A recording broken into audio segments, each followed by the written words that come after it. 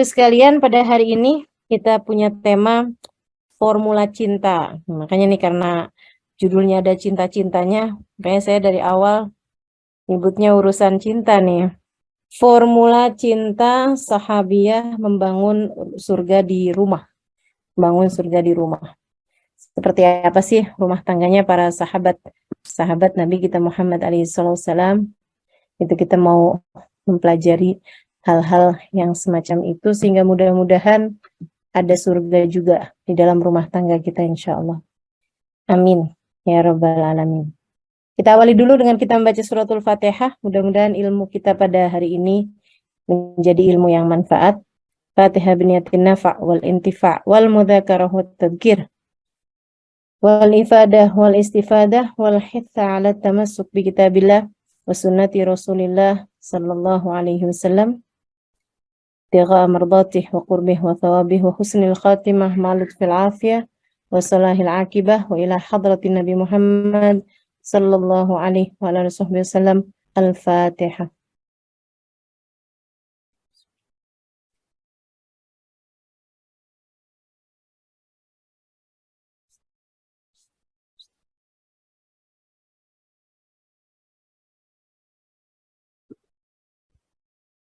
Saudariku sekalian, saya muliakan, Nabi Muhammad alaihi wasallam adalah imam kita dalam berbagai macam urusan, baik urusan dunia maupun juga urusan akhirat terutamanya, baik dalam urusan beragama maupun tentang bagaimana kita menjalani kehidupan berumah tangga, juga kehidupan bermasyarakat.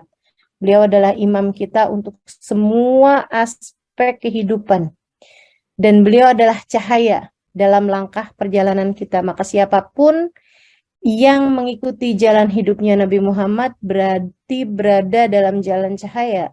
Sementara yang tidak mengikuti jalan hidupnya Nabi Muhammad, mereka akan berada jauh dari cahaya, yang artinya akan membuat mereka berada dalam kegelapan. Dan formula yang sudah diaturkan oleh Nabi Muhammad, sistem yang sudah dibangun oleh Nabi Muhammad, adalah seindah-indah sistem yang ada di atas muka bumi ini. Kenapa? Karena sistemnya bersambung dengan yang menciptakan manusia. Formulanya udah yang paling pas. Nggak mungkin ada formula yang lebih pas daripada formula yang sudah diaturkan oleh Nabi besar Muhammad SAW. Sebab formulanya Nabi Muhammad tuh formula langit, teman-teman. Nggak pernah ada perubahan-perubahan. Formulanya dari yang menciptakan manusia. Karenanya tidak mungkin tidak sesuai sama manusia. Udah yang paling pas sama manusia, udah.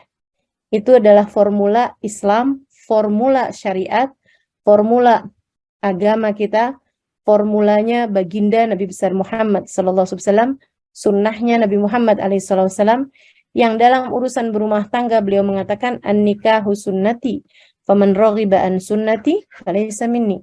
Nikah adalah formulaku. Nikah adalah jalan hidupku. Nikah adalah pilihan yang aku pilih untuk kehidupanku. Faman raghiba an sunnati, siapa yang enggan terhadap pernikahan, dia tidak termasuk dari golonganku. Dulu sih waktu awal kali saya dapat hadis ini, saya mikir, emang siapa yang enggan terhadap pernikahan? Ternyata banyak orang Jepang enggan terhadap pernikahan ya. Banyak sekali orang-orang zaman sekarang, terutama perempuan-perempuan yang bekerja gitu. Mereka merasa enggan terhadap pernikahan gitu.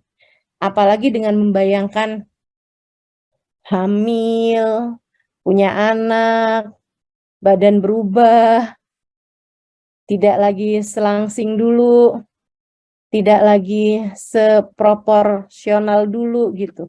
Banyak yang enggan terhadap konsep pernikahan ini.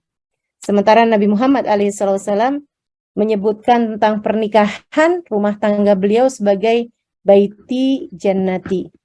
Rumahku adalah surgaku. Rumahku adalah surgaku. Dan Nabi Muhammad sendiri secara khusus spesifik menyebutkan perempuan sebagai sekeping surga Allah di bumi. Kata Nabi, ad-dunya mata' wa khairu mata'iha al-mar'atus salihah. Dunia ada kesenangannya. Semacam dunia juga ada surganya. Wa khairu mata'iha al-mar'atus salihah. seindah-indah kesenangan di dunia, seindah-indah kesenangan di bumi ini adalah almar'atus solehah, istri yang solehah. Jadi semacam dunia ada surganya, dan sesurga-surganya dunia ini adalah istri yang solehah. Jadi istri, jika kamu adalah seorang istri yang solehah, kamu adalah bagian dari surga Allah Subhanahu wa taala di atas muka bumi ini. Kita bagian dari surga Allah, teman-teman. Dan itu yang sudah diaturkan oleh baginda kita Nabi besar Muhammad sallallahu alaihi wasallam, meninggikan derajat kaum wanita. Saudaraku sekalian saya muliakan, bahkan dalam salah satu hadis Nabi Muhammad, ketika Nabi Muhammad di Haji Wada, dan itu adalah peristiwa besar terakhir sebelum kewafatannya Nabi Muhammad alaihissalam. Peristiwa kumpulnya orang Islam semuanya gitu kan. Semua orang Islam yang ikutan haji sama Nabi Muhammad itu ada sekitar 124.000 orang yang ikut haji bersama dengan Nabi Muhammad, dan itu nyaris semua orang Islam yang ada waktu itu. Kumpul semuanya menabi. Nabi kemudian berkhutbah dengan khutbah yang sangat terkenal itu ya, di waktu beliau sedang berada di padang Arafah. Sesudah turunnya firman Allah, "Al-yauma akmaltu lakum dinakum wa atmamtu 'alaikum ni'mati wa raditu lakumul Islam madina," dan seterusnya. Nabi ada menyebutkan tentang pola pikir. Nabi mengajarkan pola pikir para sahabat tentang beberapa hal dalam Islam. Kayak Nabi Muhammad nyuruh kaum Ansar harus baik sama kaum Muhajirin. Kaum Muhajirin harus baik sama Ansar gitu. Kemudian ada pesan Nabi pula, as-salah, as-salah wa ma malakatil yamin. As-salah, as-salah gitu. Jagain sholatnya. Jagain sholat orang-orang yang kalian tanggung. Perhatikan betul sholatnya gitu. Ada beberapa pesan-pesan yang disebut sebagai pesan-pesan terakhirnya Nabi Muhammad. Dan tentu orang kalau udah di saat-saat terakhir pasti akan berpesan dengan pesan-pesan yang paling penting. Tentu kalau kita tahu bahwa itu adalah saat-saat terakhir kita bersama dengan seseorang, kita nggak akan ngomongin hal-hal yang remeh-remeh kan. Kita pasti akan membicarakan hal yang sangat penting gitu. Nah, Nabi Muhammad diantara pesannya kepada kaum laki-laki, usikum bin nisa'i khaira. Aku berpesan kepada kalian, berbuat baiklah kepada perempuan. Berbuat baiklah pada istri kalian. Usikum bin nisa'i khaira fa innahunna awanun lakum fi umuri dinikum wa dunyakum. Sesungguhnya istri kalian adalah partner kalian dalam menjalani kehidupan dunia maupun kehidupan agama kalian. Partner kalian dalam beragama, partner kalian dalam urusan dunia.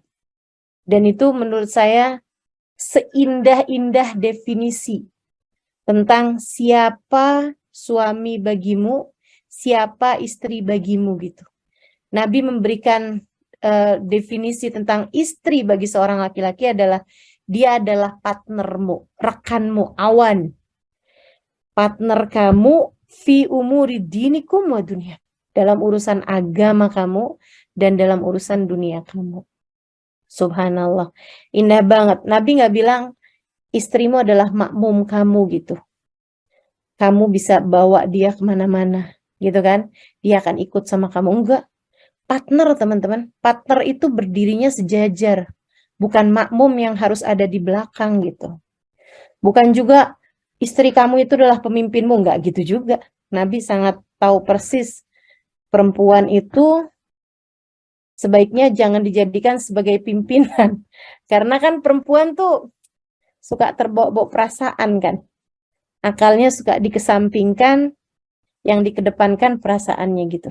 Jadi Nabi menyebut kita sebagai awan, sebagai kawan, sebagai partner dalam urusan dunia maupun dalam urusan beragama.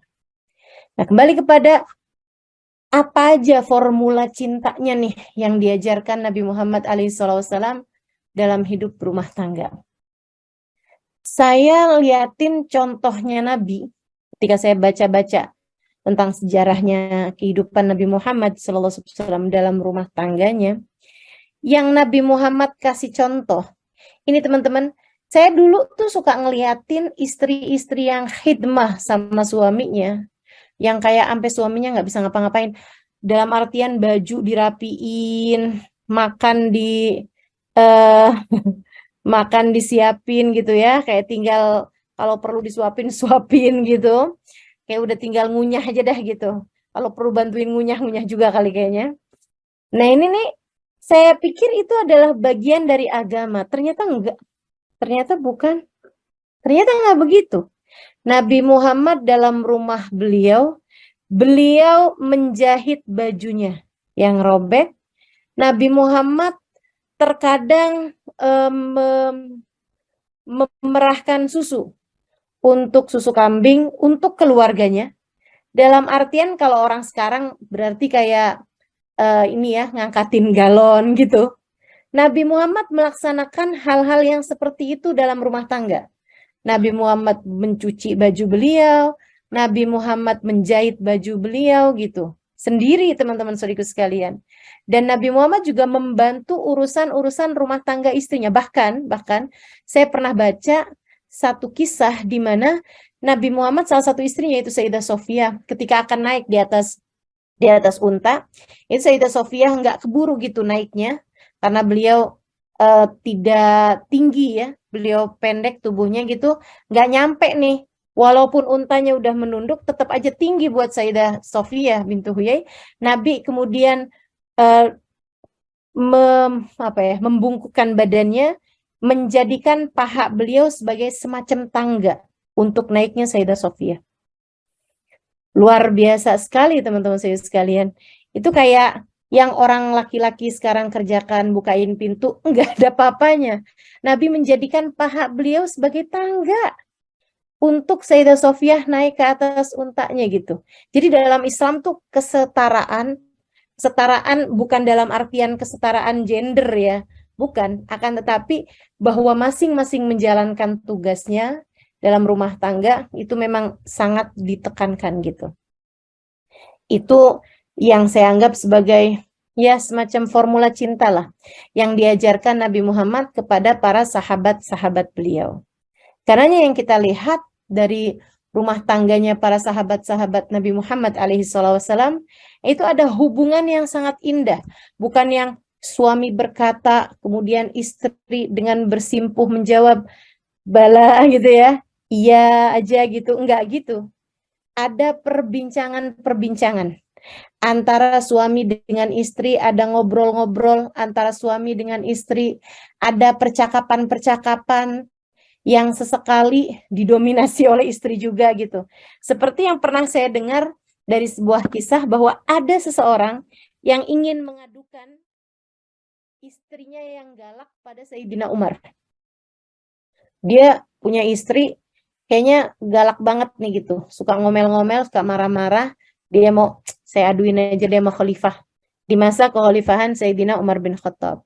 Maka dia pun pergi ke rumah Sayyidina Umar bin Khattab, tapi di depan dia terdiam di depan pintu rumahnya, nggak jadi ngetuk ketika dia mendengar suara istri Sayyidina Umar yang sedang bersuara tinggi. Jadi istri Sayyidina Umar lagi marah-marah gitu. Dia penasaran gitu, siapa sih yang lagi dimarahin? Ternyata yang dimarahin Sayyidina Umar. Sayyidina Umar dimarahin sama istrinya, gitu kan. Istrinya marah-marah. Dan Sayyidina Umar diam aja. Dan Sayyidina Umar bilang, marhaba. Baiklah, nanti akan saya usahakan.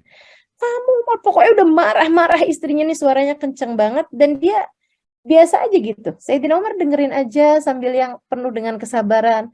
Oke, ya baik sayang, kalau mungkin di kita gitu ya. Oke sayang, tenang, enggak apa-apa. Baiklah, saya akan kerjain. Ya, sampai istrinya selesai marahnya. Habis itu, Sayyidina Umar mau keluar, dapetnya ada laki-laki ini kan depan pintu. Kata Sayyidina Umar, kamu mau ketemu saya? Dia bilang, asalnya saya mau ketemu engkau, Sayyidina Umar, tapi sekarang nggak jadi lagi. Kenapa? Dia bilang, karena saya mau bertemu denganmu itu untuk mengadukan istri saya yang ngomel gitu kan. Terus, tapi saya nggak jadi karena saya lihat kamu juga diomelin istri juga gitu. Ini kayaknya kita senasib nih. Daripada saya mengadukan istri saya gitu kan. Kayaknya jadi acaranya malah acara saling curhat gitu. Tapi saya penasaran, wahai Sayyidina Umar, mengapa engkau tidak menjawab ketika istrimu marah-marah? Sayyidina Umar menjawab, saya selalu terbayang, setiap kali dia marah-marah, saya selalu terbayang betapa lelahnya dia, betapa susahnya dia melahirkan anak-anak kami, betapa sakitnya dia ketika mengandung anak-anak kami, betapa sepenuh nyawanya dia melahirkan anak-anak kami, betapa dia telah memperjuangkan makanan, kesehatan buat anak-anak kami.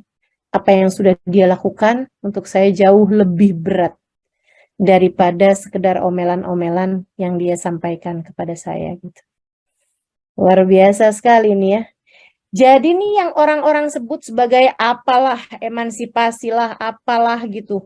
Istri menuntut hak kepada suaminya, bla bla bla bla bla dan lain sebagainya. Itu sebenarnya tidak terjadi kalau semua orang melaksanakan apa yang sudah diaturkan secara Islam. Memandang istri sebagai awan, memandang istri sebagai kawan dan partner dalam berkehidupan dunia maupun dalam kehidupan beragama. Partner dalam mendidik anak-anak, teman-teman saudara sekalian. Nah, terus jadi formulanya apa nih?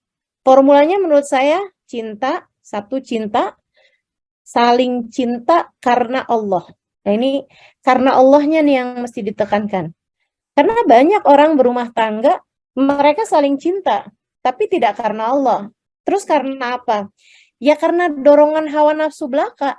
Cinta-cinta yang cinta-cinta deh gitu, yang orang-orang sekarang selalu gembar-gemborkan dengan chemistry lah, apalah gitu ya. Bahkan istilahnya orang zaman sekarang, saya tuh ketika berjumpa dia serasa waktu berhenti berputar. Saat itulah saya tahu bahwa dia adalah orangnya. Gitu. Itu bahasa yang saya suka dengar orang-orang zaman sekarang suka banget tuh ngomong istilah itu tuh. Istilah waktu berhenti berputar. Seumur hidup saya nih sampai dengan sekarang saya nggak pernah ngerasa waktu berhenti berputar. Ada nggak sih yang udah menikah ya? Yang udah menikah, adakah kamu ketika berjumpa dengan calon pasanganmu itu merasa waktu berhenti berputar?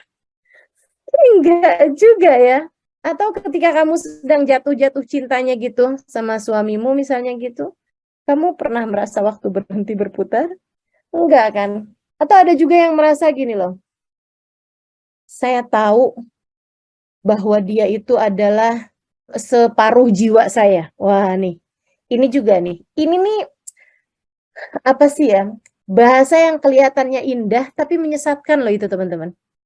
Jadi ada banyak orang zaman sekarang itu menganggap bahwa pasangan hidupnya itu sebagai soulmate. Soulmate itu katanya, dulunya itu mereka adalah satu bagian yang kemudian menjadi terpisah. Nah, kemudian satu waktu mereka akan kembali dipertemukan dan mereka pun menjadi penuh seutuhnya.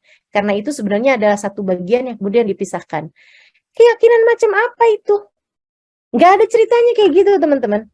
Bahkan kayak istilah perempuan itu diciptakan dari tulang sulbi laki-laki.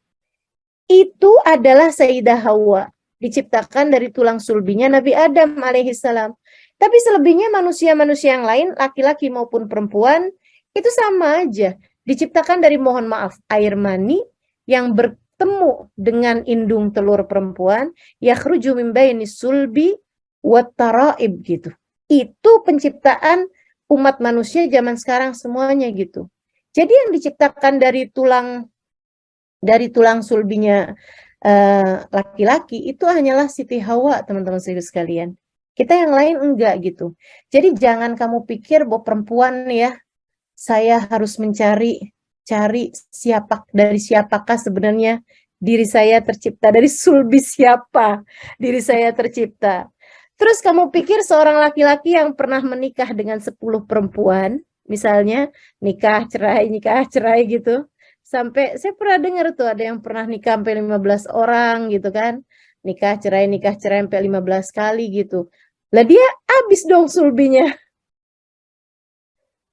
Nggak gitu ceritanya gitu. Jadi tidak seperti itu teman-teman saya sekalian. Laki-laki perempuan sama aja, sama-sama diciptakan dari air mani, imbaini sulbi wa taraib, yang berkumpul dengan bertemu dengan indung telur perempuan gitu. Nah, itu jadi cara pandang kita terhadap pasangan itu salah kalau kemudian kita melihatnya sebagai soulmate misalnya, separuh hidup saya adalah dia gitu, jangan. Kalau kamu kehilangan dia, hidup kamu sisa separuh loh, gitu. Dia adalah jantung hati saya. Terus kalau kamu kehilangan suami kamu nggak punya jantung, nggak punya hati gitu. Ya gitu juga kan gitu. Enggak. Siapa suami bagimu?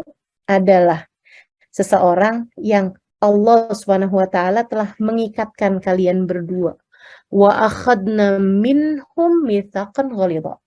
Kata Allah, dan aku telah ambil dari kamu kaum laki-laki kepada istri kalian mitsaqan, sebuah ikatan, sebuah perjanjian ghalidha yang sangat kuat.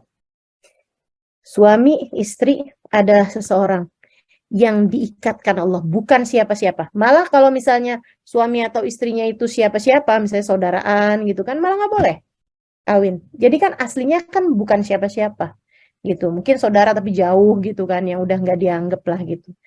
Terus disatukan oleh Allah Subhanahu wa taala, diikatkan mitsaqan ghalidha, sebuah mitsak, sebuah tali, sebuah perjanjian ghalidha yang sangat tebal, yang sangat kuat gitu. Jadi kalian berdua adalah seseorang yang telah diikat oleh Allah Subhanahu wa taala dengan ikatan yang kuat. Jangan pernah mau dipisahkan oleh selain Allah.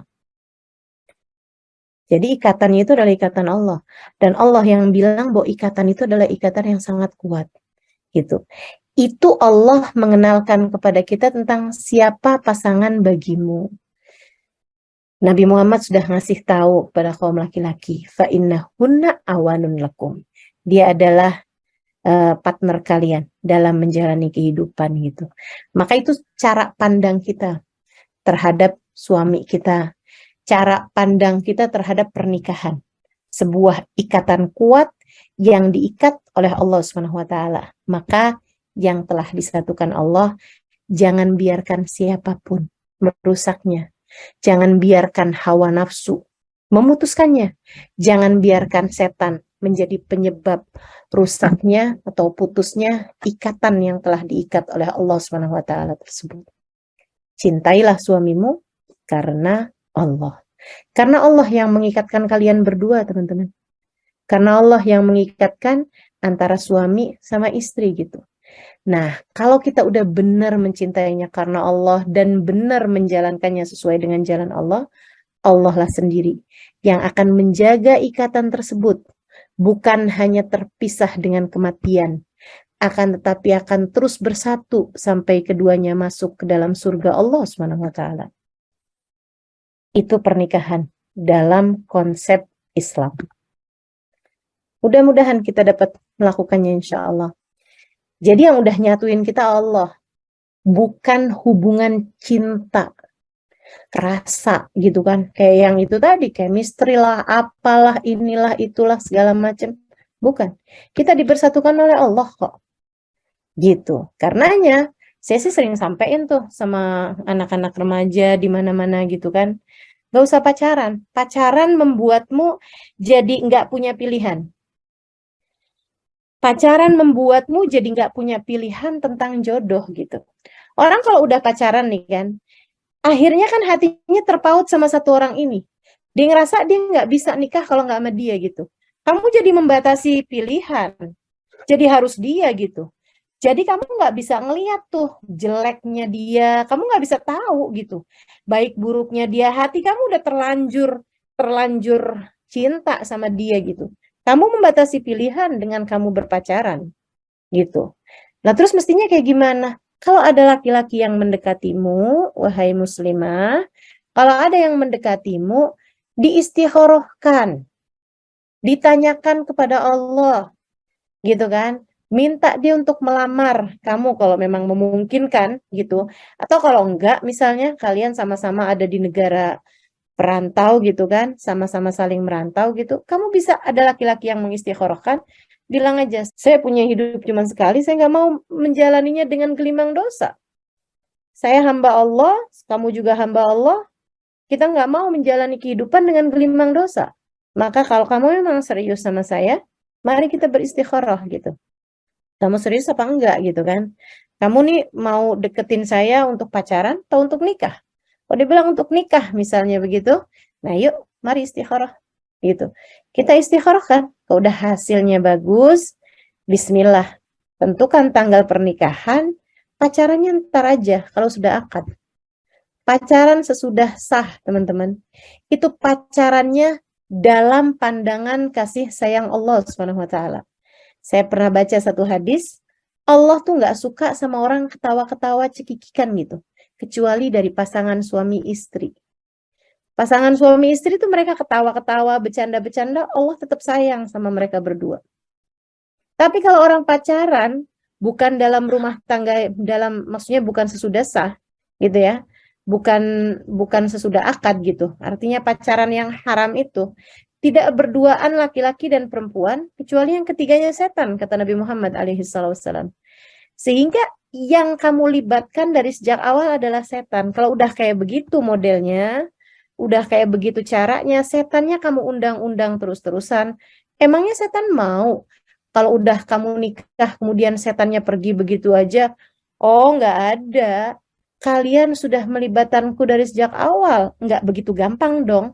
Kamu minta saya meninggalkan kalian berdua. Dan setan itu sama orang yang pacaran, dia tugasnya itu menjerumuskan kalian berdua sampai kepada perzinaan. Sementara terhadap rumah tangga, tugasnya setan ganti teman-teman untuk bisa memusahkan keduanya. Terutama ketika keduanya sudah diberi anak-anak yang kemudian setan punya tugas untuk memisahkan kalian dan menghancurkan kehidupan anak-anak kalian sesudahnya. Maka cintailah pasanganmu karena Allah. Tapi Ustazah, saya dulunya nggak tahu. Sekarang nih udah terlanjur jadi suami saya gitu. Dulunya saya pakai pacaran ini apa ya udah. Mau gimana lagi? Nggak kemudian ya udah kita ulangin lagi dari awal.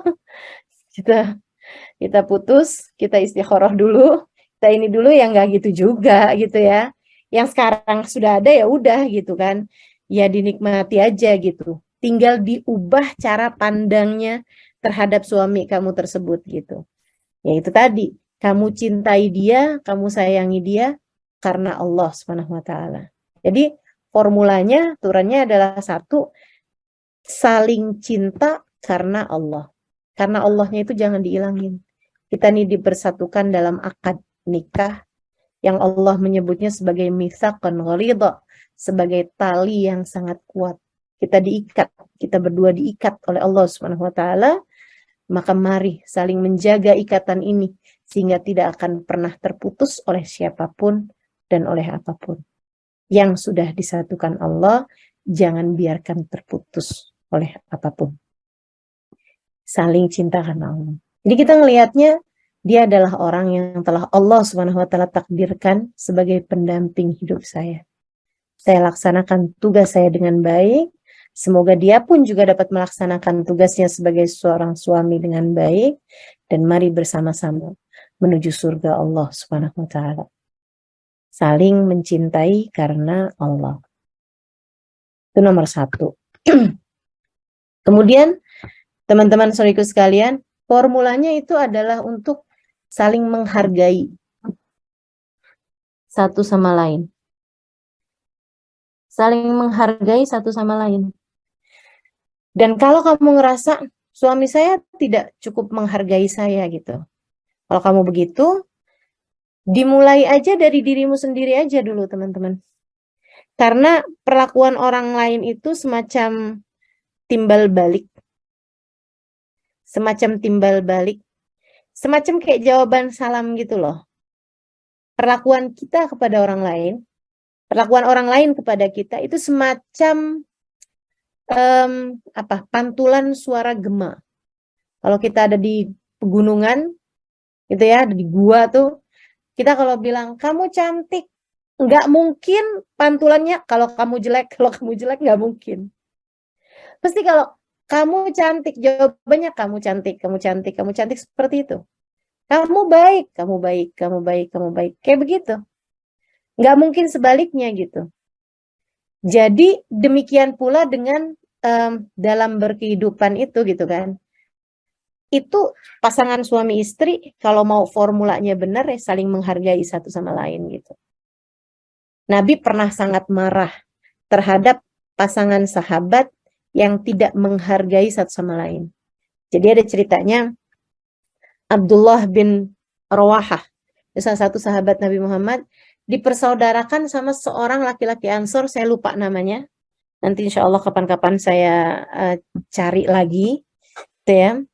Jadi dia dipersaudarakan. Nah, waktu itu aturannya Muhajir sama Ansor itu Abdullah bin Rawahah orang Mekah ya, dipersaudarakan dengan orang Madinah. Ketika Nabi Muhammad awal kali hijrah di Madinah membentuk generasi sahabiyah, generasi para sahabat itu sebagai generasinya sahabat ya, yang disebut Nabi Khairul Qurun, sebaik-baik generasi adalah Qarni, kata Nabi Muhammad, generasi para sahabat-sahabatku. Itu aman Nabi, yang Nabi Muhammad lakukan adalah dipersaudarakan. Jadi orang Sayyidina Umar dipersaudarakan dengan orang Ansor, Sayyidina Abu Bakar dipersaudarakan dengan siapa, dipersaudarakan dengan semuanya Muhajir satu, Ansor satu, dipersaudarakan seperti itu. Nah, kemudian Nabi Muhammad kasih aturan gitu. Kamu sekarang kan belum punya kerjaan, belum punya apa, kamu boleh tinggal tuh di rumah saudara kamu. Udah kayak persaudara beneran aja gitu. Kamu boleh tinggal di rumah dia, kamu yang orang Ansornya kasih kerjaan sama saudara kamu gitu kan. Kasih, dan dari cintanya orang-orang Ansor kepada orang Muhajirin dipersaudarakan oleh Nabi Muhammad, mereka tuh sampai bilang, ambillah, saya punya 2 rumah, pilihlah rumah mana yang lebih kamu sukai untuk jadi tempat tinggal kamu gitu. Bahkan ada di antara mereka, saya punya 2 orang istri, pilihlah dari 2 istri saya mana yang lebih kamu sukai untuk kamu nikahi gitu. Nah, untungnya nih orang-orang Muhajirinnya adalah sahabat-sahabat Nabi yang memang sudah terdidik. Dikasih pilihan kayak gitu nggak yang oke, saya lihat dulu yang mana yang lebih cakep gitu. Nggak ada ceritanya kayak begitu gitu. Mereka semuanya saling menjaga hati, saling menjaga diri, dan tidak terlibat hal-hal yang nggak baik gitu kan. Ya memang sahabat-sahabat Nabi Muhammad lah, kita udah tahu gitu kualitasnya seperti apa. Nah, satu hari Abdullah bin Rawahah sedang mengunjungi rumah saudaranya. Dia ngelihat istrinya, waktu itu belum turun ayat hijab ya, jadi masih ketemuan gitu loh, masih yang saling bersapa dan sebagainya. Dia ngelihat istrinya itu benar-benar dalam keadaan yang lusuh gitu, kayak nggak terawat, kayak benar-benar yang nggak ini deh gitu, nggak dandan, nggak cantik, nggak wangi gitu, malah cenderung sebaliknya gitu, kayak kusut mukanya, kayak apa ya, nggak terawat gitu, lebih ke menyedihkan gitu loh keadaan istrinya. Padahal suaminya itu juga cukup mapan, cukup punya gitu. Kalau misalnya istrinya mau dandan atau mau apa tuh bisa gitu.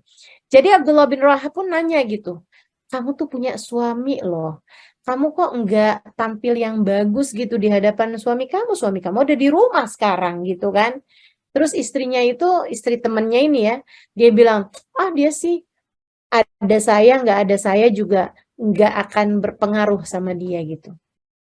Kenapa gitu? Suami saya tuh kalau siang puasa, kalau malam tahajud. Suami saya nggak pernah nyentuh saya udah lama banget gitu. Jadi dia, istrinya nih kayak wujuduha ka'adamiha gitu loh. Ada nggak ada tuh kayak nggak ngaruh gitu. Adanya seperti nggak adanya gitu. Pokoknya kayak gitu deh, kayak hantu aja di rumah gitu. Sekelebat-sekelebatan doang gitu loh. Nggak yang bener-bener dianggap gitu. Tapi hantu sih dianggap ya. Ini kayak nggak dianggap gitu loh, kayak bener-bener nggak diurusin gitu. Jadi suami saya ibadah aja katanya. Dia bilang kan hidup buat ibadah, ya udah gitu. Jadi dia sepanjang siang puasa, nah kalau puasa kan nggak boleh nyentuh istri, nggak boleh ini kan, nggak boleh syahwat gitu kan sama istri. Sementara kalau malam dia juga hanya akan sholat aja gitu sepanjang malam, nggak juga yang nginiin istrinya juga gitu. Padahal udah ada anak-anak juga gitu kan. Akhirnya Abdullah bin Rawaha mengadukan itu kepada istrinya, kepada Nabi Muhammad alaihissalam. Mengadukan perkataan suami istrinya tersebut itu kepada Nabi Muhammad alaihissalam. Istri sahabatnya, istri Akhfiddin, istri saudaranya dia yang dipersaudarakan sama Nabi tadi. Jadi dia ngadu, ya Rasulullah, saya kemarin datang ke rumahnya Fulan bin Fulan, ke rumah saudara saya gitu.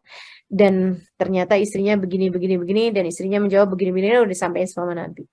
Nabi yang memang seperti yang tadi saya sampaikan, selalu menjadi imam bagi kita semuanya sebagai umat Islam.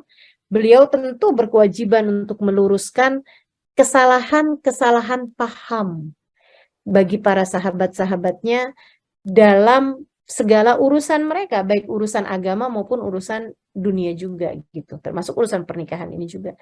Nabi panggil laki-laki tersebut, saudaranya si Abdullah bin Rawaha ini ya, dan Nabi tabayun. Nabi tuh nggak akan yang ngomong langsung gitu, kamu nggak boleh begini, saya dengar begini, nggak ada ceritanya. Nabi selalu tabayun, selalu klarifikasi, selalu cari kebenaran gitu. Nabi Muhammad tanya, apakah kamu setiap hari puasa? Dan dia dengan bangga bilang, iya Rasulullah, kecuali hari raya doang, saya nggak puasa. Idul Fitri, Idul Adha, sama 3 hari tasyrik saya nggak puasa. Tapi sisanya semua hari saya puasa dong Rasul. Itu kayak bangga banget gitu kan. Apakah setiap malam itu kamu sholat sepanjang malam? Iya Rasul. Saya sholat sepanjang malam, saya tidurnya kalau pagi Rasulullah. Gitu kan, bisa saya sholat subuh barengan, jamaah menabi, pulang, terus dia tidur gitu. Mungkin sampai jelang duhur atau apalah. Nah, jadi dia bilang, dia tuh kalau malam memang isinya sholat malam, kalau siang isinya dia puasa gitu. Kata Nabi, jadi kamu nggak pernah mendekati istrimu? Enggak Rasul. Jadi kamu nggak pernah bercanda-bercanda dengan anak-anakmu gitu? Enggak Rasul. Ya dia memang sibuk dengan ibadah aja gitu kan. Nabi marah kepada laki-laki tersebut. Sama Nabi disuruh dia tinggalin itu. Kata Nabi Muhammad, innama ana atqakum. Sesungguhnya aku adalah yang paling bertakwa di antara kalian. Artinya, Nabi yang paling tahu jalan cara mendekat kepada Allah tuh kayak gimana gitu. Nabi yang paling paham caranya ngedeket kepada Allah tuh kayak gimana, Nabi dong yang paling tahu dong. Nabi kan manusia paling dekat sama Allah SWT. Innama ana atqakum, kata Nabi. Saya adalah orang yang paling bertakwa di antara kalian. Dalam artian, saya adalah orang yang paling ngerti cara mendekat kepada Allah. Sebab saya adalah yang paling dekat dengan Allah SWT. Walakinni asumu aftur. Akan tetapi, ada hari saya puasa, ada hari saya nggak puasa. Walakinni agumu anam. Akan tapi kalau malam, saya ada waktunya tidur, saya ada waktunya bangun. Nabi bilang, inna li jasadika alika haq. Sesungguhnya badan kamu tuh punya hak terhadap kamu. Punya hak terhadap kamu. Wa inna li limra'atika alika haq. Sesungguhnya istri kamu punya hak terhadap dirimu. Untuk disayang, untuk diperlakukan dengan baik, untuk ditanyakan kabarnya. Untuk dia bukan mesin. Dia bukan robot, dia punya perasaan. Kamu harus hargai dia. Kamu harus berikan hak-hak istri untuk disayang, untuk merasa dicinta, dan seterusnya gitu. Jadi Nabi sangat marah ketika seorang sahabatnya tidak memperlakukan istrinya atau tidak menghargai istrinya dengan baik. Wa inna li auladika 'alaika haq. Semuanya anak-anakmu punya hak terhadap dirimu, semuanya berikan haknya gitu.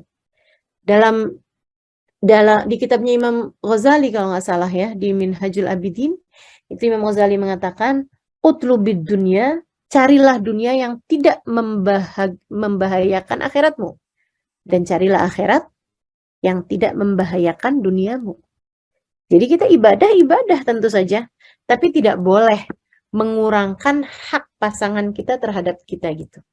Itu yang diajarkan oleh Nabi Muhammad dalam hidup berumah tangga yang dilakukan oleh para sahabat-sahabatnya. Sampai sahabat ini nanya, jadi saya mesti gimana Rasul? Kata Nabi Muhammad, sum salasata ayyam min kulli syahr. Kamu puasanya cukup sebulan 3 hari aja. Dari yang biasanya sebulan 30 hari, sama Nabi disuruh kamu puasanya cukup sebulan 3 hari aja. Dia bilang, ini utik fauqadhalik ya Rasulullah. Saya kuat lebih daripada itu, wahai Rasul. Kata Nabi, dan sum yaumal itsnain wal khamis. Kalau gitu puasa Senin Kamis, udah cukup. Dia bilang, walakin utik fauqadhalik ya Rasulullah. Tapi saya kayak kuat lebih daripada itu, wahai Rasul. Mungkin dia gak enak juga gitu ya. Biasanya 30 hari puasa, ini cuma Senin Kamis doang. Berarti kan cuma 8-9 hari aja gitu dia dapat puasanya sebulan. Akhirnya Nabi Muhammad bilang, idan sum yom Dawud, sum somi Dawud. Kalau gitu puasalah seperti puasanya Nabi Dawud. Sehari puasa, sehari enggak, sehari puasa, sehari enggak, seterusnya gitu. Jadi juga semuanya bisa masing-masing mendapatkan haknya. Dia bilang, baik ya Rasulullah. Dia pun puasa. Sehari puasa, sehari enggak, sehari puasa, sehari enggak. Dan dia nyesel. Di masa-masa agak tuaan gitu dia nyesel. Dia bilang, kenapa saya dulu enggak ambil aja. Ketika Nabi Muhammad bilang, berpuasalah sebulan 3 hari. Teman-teman ikut sekalian yang saya muliakan. Jadi itu ya, formulanya yang diajarin sama Nabi Muhammad. Yang pertama, saling cinta karena Allah. Yang kedua, saling sayang. Yang kedua, saling menghargai. Karena saling menghargai. Hargai suamimu, yang istri, suami juga hargai istrinya gitu. Yang istri hargai suami. Bagaimanapun, dia adalah jalan surga. Jalan surga. Kalau itu emang benar, jalan surga teman-teman. Dia belum tentu masuk surga, tapi dia adalah jalan surga kita. Gini nih konsepnya nih. Ada dulu sahabat Nabi Muhammad SAW, sahabat perempuan ini. Dia nanya sama Nabi beberapa permasalahan hukum. Dia ada kasih tahu dia tanya beberapa permasalahan hukum fikih. Dijawab sama Nabi, udah selesai Nabi nanya, amutazawijah anti? Kata Nabi, adakah kamu sudah menikah? Dia bilang, bala ya Rasulullah, ya wahai Rasul, ana imra'at fulan ibn fulan. Saya adalah istrinya fulan bin fulan, sebutin nama suaminya. Oh iya, kata Nabi gitu kan. Nabi terus nanya, kaifa antibih? Bagaimana kamu memperlakukan suamimu? Bagaimana kamu selama ini memperlakukan suamimu? Dia jawab, saya berusaha untuk mentaatinya, wahai Rasulullah. Saya berusaha untuk menghormatinya, menghargainya, memuliakannya semampu saya. Gitu kan. Artinya dia sudah memperlakukan suaminya itu ya yang Nabi Muhammad suruh deh gitu. Alhamdulillah suami saya, maksudnya alhamdulillah rumah tangga kami baik. Saya memperlakukan dia dengan sebaik-baiknya seperti yang kau perintahkan. Nabi senang banget. Kemudian Nabi Muhammad bilang, "Fangduri ilaih fa innama huwa jannatuki wa naruki."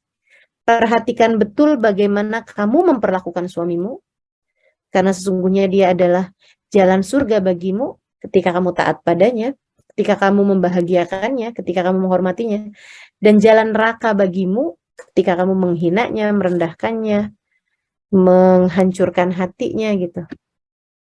Jadi suami bisa jalan surga bagi kita ketika kita benar memperlakukan dia, dan dia bisa jadi jalan neraka bagi kita ketika kita menghina dia, tidak menghargai dia, tidak memperlakukan dia dengan baik gitu.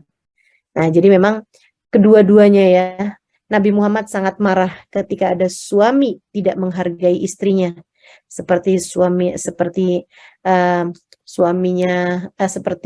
saudaranya Abdullah bin Rawahah tadi itu. Dan Nabi Muhammad juga sangat senang ketika mendengar kabar tentang seorang perempuan yang sangat menghargai suaminya dan menjadikannya kayak semacam istilah dalam bahasa Arab tuh ala aini wa ro'si gitu. Di atas mata dan kepala, artinya dijunjung tinggi-tinggi gitu. Jadi gitu ya, jalan surga gitu. Kunci surga dia yang pegang biar bagaimanapun. Jadi ya harus kita hargailah. Takutnya ntar kunci surganya dihilangin, kita susah nyarinya. Kunci surganya takutnya ditelan, kita susah mau nyarinya.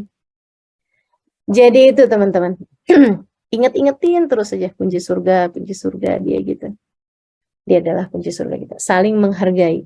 Kemudian yang ketiga teman-teman, kalau kita mau tahu formula yang diajari Nabi dalam berumah tangga gitu ya, sehingga mudah-mudahan rumah tangga kita itu terbangun surga dari sana gitu, adalah saling sabar.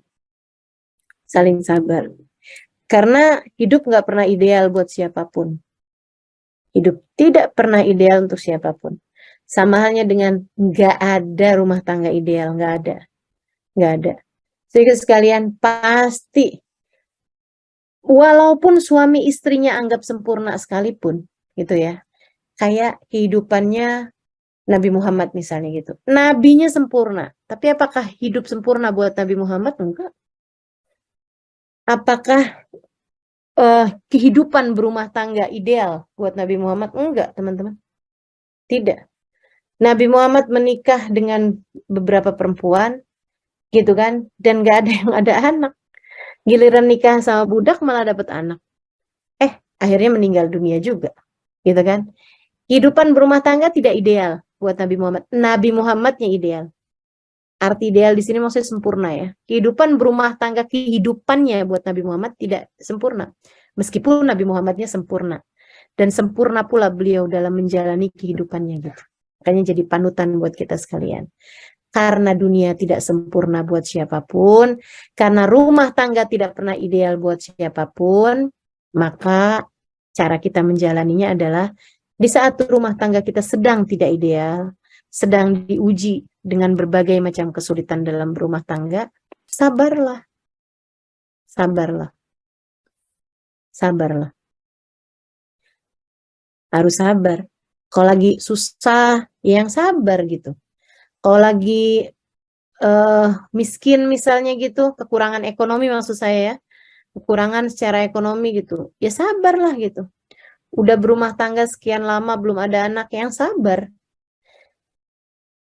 Misalnya ada datang seseorang yang dalam pandanganmu lebih baik dari suamimu, lebih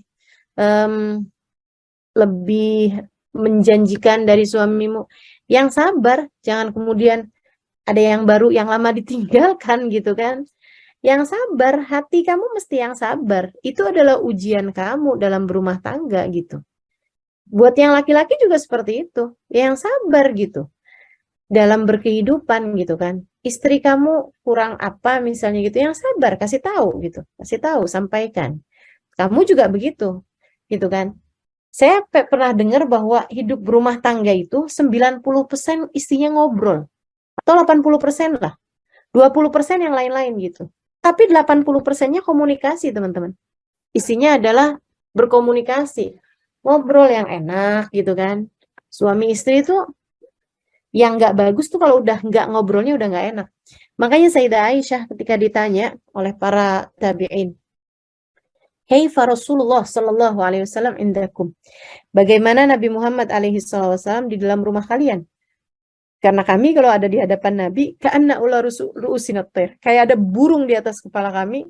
Kami takut kalau kami angkat kepala gini, burungnya terbang. Jadi kami kalau di hadapan Nabi itu nunduk aja gitu. Kayak ada burung di atas kepala kami gitu. Kata para sahabat kayak begitu. Kalau di rumah, Nabi sama istrinya gimana? Sayyidah Aisyah ditanya. Sayyidah Aisyah mengatakan, "Innahu ka'ahadikum. Yukallimuna wa nukallimu. Yudahikuna wa nudahiku. Ghaira annahu idza adzana muadzin. Gama min bainina ka'annahu la ya'rifuna wa la na'rif." Kata Sayyidah Aisyah, Nabi Muhammad di rumah tangga kami, sama seperti laki-laki siapapun di rumah tangganya. Dalam artian, sama aja sama kalian dengan istrinya. Yukallimuna wa nukallimu. Beliau ngajak kami bicara, maksudnya saya istrinya diajak ngobrol, saya pun ngajak ngobrol sama Nabi. Ada kesetaraan, ada obrolan, ada diskusi antara suami istri. Itu adalah yang dibangun sama Nabi Muhammad sebagai contoh berumah tangga seperti itu gitu. Diskusikan, tanya sama suami. Suami juga gitu, nanya sama istri. Diskusikan, apa-apaan itu diobrolin, yang enak ngobrolnya. Jangan istri belum ngobrol baru yang dia mau saya omongin nih, udah air mata berlinangan, ya susah orang ngajakin ngobrolnya gitu. Kamu jangan kelewat baper. Yang suaminya juga gitu. Kalau diajakin ngobrol sama istrinya udah bawaan panik aja gitu kan. Terus juga kalau ngobrol sama istrinya, ngomong sama istrinya semuanya pakai tanda seru semua gitu. Perintah atau larangan. Pokoknya kamu nggak boleh begini, kamu harus begini. Nah, itu nggak kena kayak begitu gitu. Sayyidah Aisyah loh, yang istri, yang suaminya aja Nabi Muhammad SAW, nggak ada manusia lebih mulia daripada beliau. Itu ngajak ngobrol sama istrinya. Siapa suami kita sampai kita nggak berani ngajak ngobrol dia gitu kan? Ngajak ngobrol aja, tapi yang enak, bahasanya yang bagus gitu kan. Ngobrol tuh dipikirin dulu gitu. Kata-kata yang kamu nggak kepengen dengernya diucapkan kepadamu, ya kamu jangan ngucapin yang seperti itu kepada suamimu gitu kan. Nah, teman-teman sekalian saya muliakan, kata Sayyidah Aisyah, yukallimuna wa nukallimu. Beliau ngajak kami bicara, kami ngajak beliau bicara. Kita ngobrol di rumah. Wa nudahikuna wa nudahiku. Beliau ngajak kami bercanda, tertawa, dan kami pun ngajak Nabi Muhammad tertawa gitu. Maksudnya ya ada candaan, ada kalimat-kalimat menyenangkan, ada romantisme berumah tangga gitu. Dan itu terjadi dalam rumah tangga baginda kita Nabi besar Muhammad sallallahu alaihi wasallam bersama Sayyidah Aisyah dan juga bersama Sayyidah Khadijah tentu saja, ataupun istri Nabi Muhammad yang lainnya. Gitu. Sampai-sampai Nabi Muhammad tuh bilang sama Sayyidah Aisyah, Aisyah, saya tahu loh kapan kamu lagi enak hati, kapan kamu lagi marah. Kapan kamu lagi kesel sama saya, tuh saya tahu, kata Nabi Muhammad gitu. Tahu dari mana Rasul? Katanya Sayyidah Aisyah. Kamu Aisyah, kalau hati kamu lagi senang, lagi cinta sama saya gitu, kamu tuh kalau sumpah, birobbi Muhammad, demi Tuhannya Muhammad. Kalau kamu lagi kayaknya mungkin agak kesel atau apa sama saya, kamu sumpah, pasti nyebut nama nabi-nabi yang lain selain saya. Birobbi Ibrahim, demi Tuhannya Nabi Ibrahim gitu. Jadi nggak kesebutnya nama Nabi Muhammad alaihissalam. Subhanallah. Dia berumah tangga gitu. Saling sabar menyabarkan. Istri kalau suaminya lagi kesulitan ekonomi, jangan jadi kompor. Kamu tuh males banget begini begitu segala macam, nih jangan gitu. Gak apa-apa, tenang. Rezeki itu Allah semua kok yang ngatur gitu. Saling sabar menyabarkan. Bukankah itu adalah ciri dari orang-orang yang selamat dalam setiap zaman? Kata Allah kan begitu, wal asr. Innal insana lafi khusr. Demi masa, sesungguhnya semua manusia berada dalam kerugian. Illal ladina amanu wa amilus solihat wa tawasaw bil haq wa tawasaw bis sabr. Kecuali orang-orang yang beriman, beramal soleh, saling nasihat menasehati dalam kebaikan, saling nasihat menasehati dalam kesabaran. Jadi formula cinta yang diajarkan Nabi Muhammad kepada para sahabatnya, sehingga mereka terbangun rumah tangga yang menuju kepada surga, saling cinta karena Allah, saling menghargai karena Allah, kemudian yang ketiganya tadi, saling sabar menyabarkan gitu kan, sabar untuk diri sendiri, dan kemudian juga menyabarkan orang lain gitu, menyabarkan pasangan dalam hal ini ya, menyabarkan suaminya. Kemudian yang keempat, saling support dalam kebaikan. Teman-teman saya sekalian, wa ta'awanu 'alal birri wat taqwa wa la ta'awanu 'alal itsmi wal 'udwan. Janganlah hendaklah kalian saling bantu-membantu dalam kebaikan dan dalam ketakwaan, dan janganlah kalian saling membantu dalam keburukan maupun dalam permusuhan. Jadi kita diminta oleh Allah Subhanahu wa taala untuk saling bantu-membantu gitu. Kita bantuin suami kita sekurangnya dengan doa. Jangan jadi beban suami gitu. Ringankan tugasnya dalam memberi nafkah, jangan jadi istri yang suka menuntut. Tenang teman-teman. Allah tuh menjanjikan kok buat hamba-hambanya yang bertakwa rezeki yang lapang. Rezeki dari arah yang tidak disangka-sangka. Kata Allah, a'udzubillahi minasyaitonirrajim, man tawakkala 'ala Allah, man yattaqillaha yaj'al lahu makhraja wa yarzuqhu min haitsu la yahtasib. Siapa yang bertakwa kepada Allah, Allah akan berikan kepadanya jalan keluar dari setiap permasalahan dan akan diberi rizki dari arah yang tidak dia sangka-sangka. Wa man yatawakkal 'ala Allah fahuwa hasbuh. Dan siapa yang menyerahkan urusannya kepada Allah, maka Allah akan mencukupinya. Qad ja'alallahu likulli syai'in qadra. Allah Subhanahu wa taala telah menentukan segala sesuatu tuh ada jatahnya masing-masing. Nah, jadi udah kita support suami kita kalau dia sedang berkesulitan, jangan tuntut macam-macam. Rezeki itu Allah semua yang ngatur gitu kan. Kita bantu dengan doa. Demikian pula dengan kalau suami kita sedang dalam keadaan kurang baik agamanya misalnya, support dia, kasih peringatan, maksudnya diingatkanlah, nggak usah segitunya juga sih nyari dunia, apalagi sampai berani sama yang haram. Kita nih mau mati loh, jangan lupa gitu kan. Nah, kita ingetin suami kita, tenang aja, rezeki itu udah selesai tau diatur dari langit gitu. Gak usah sampai segitunya kamu sampai berani-berani ninggal sholat gitu. Udah tenang aja. Apa sih juga yang kamu takutkan? Kan saya juga nggak pernah minta macam-macam juga gitu. Udah kita jalanin bareng-bareng aja. Saling sabar menyabarkan gitu kan. Saling support dalam kebaikan-kebaikan gitu. Sekurangnya kita doakan terus saja. Doain suamimu bersama dengan doa-doamu. Doakan keluarga kalian gitu. Dan salah satu dari yang diajarkan oleh baginda kita Nabi besar Muhammad SAW, kalau mau pasangan rumah tangga tuh jadi adem gitu, tiap masuk rumah baca ayat kursi.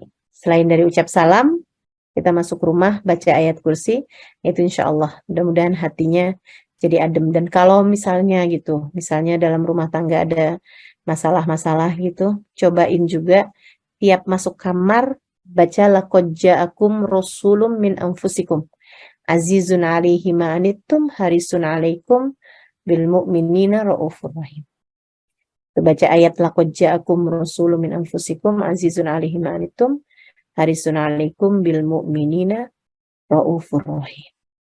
Saling support dalam kebaikan, cobain untuk selalu sholat berjamaah. Kalau memungkinkan, sholatlah dengan berjamaah bersama dengan suami ya. Setidaknya kan biasanya subuh mah bisa lah ya berjamaah ya. Subuh jamaah, isya juga kalau udah sama-sama pulang ke rumah gitu, bisa juga berjamaah gitu kan. Usahakan ada sholat berjamaah. Sebab sholatul jamaah tajma'ul qulub. Katanya guru saya Hubabah Maryam dulu ngajarin, kalau pengen rumah tangga harmonis, kerjainlah sholat berjamaah, sebab sholat berjamaah itu menyatukan hati. Nyatuin hati. Anak-anak juga usahakan bisa saling sholatnya berjamaah gitu, bersama dengan sekeluarga gitu.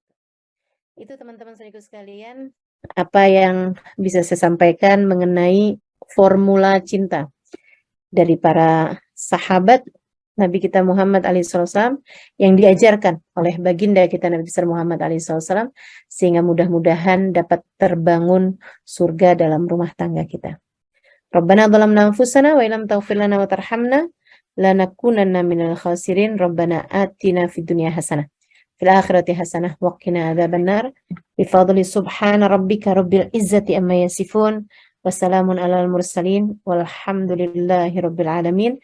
Mudah-mudahan dapat mengamalkannya. Ila hadratin Nabi. Al-Fatihah.